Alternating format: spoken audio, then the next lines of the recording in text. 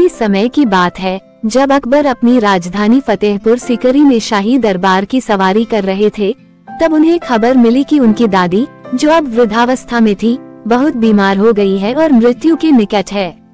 अकबर अपने दिल में दादी के लिए गहरी श्रद्धा और सम्मान रखते थे।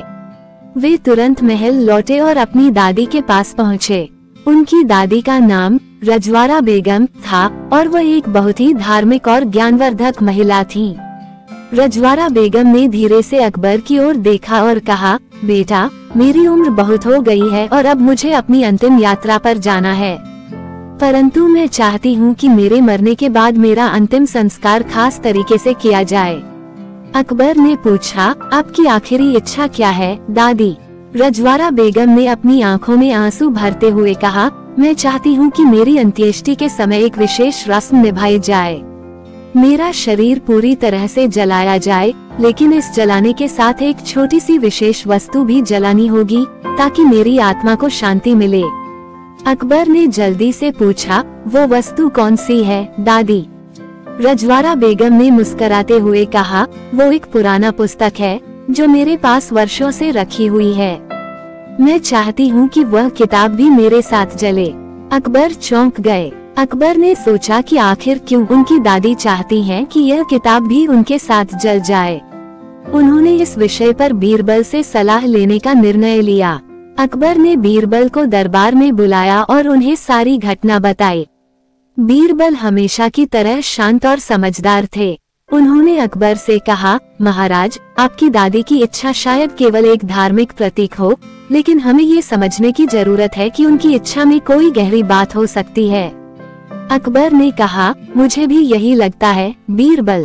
मुझे डर है कि अगर हम उनकी इच्छा पूरी नहीं करते तो उनकी आत्मा को शांति नहीं मिलेगी। बीरबल ने धीरे से कहा, महाराज, आपकी चिंता सही है, लेकिन क्या आप यह मानते हैं कि केवल एक किताब से आत्मा को शांति मिल सकती है?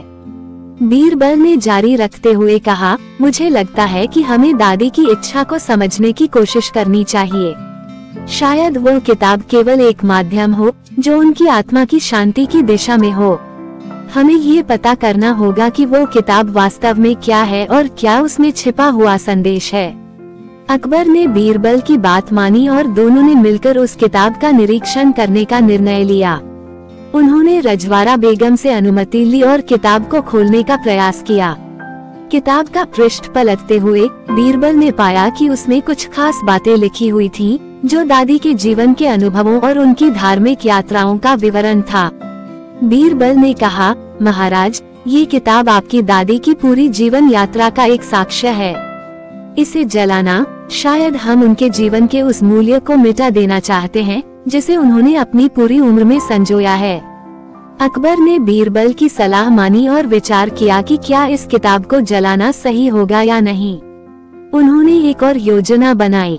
वे अपनी दादी से मिलने गए और कहा, दादी, मैं आपकी इच्छा पूरी करना चाहता हूँ, लेकिन मैं सोच रहा था कि क्या हम इस किताब को जलाने के बजाय इसे सुरक्षित रख सकते हैं और इस ज्ञान को आने वाली पीढ़ियों तक पहुंचने का उपाय खोज सकते हैं। रजवाड़ा बेगम ने अकबर की ओर देखा और एक हल्की मुस्कान के साथ कहा, बेटा, मैं जानती हूँ कि तुम क्या सोच रहे हो।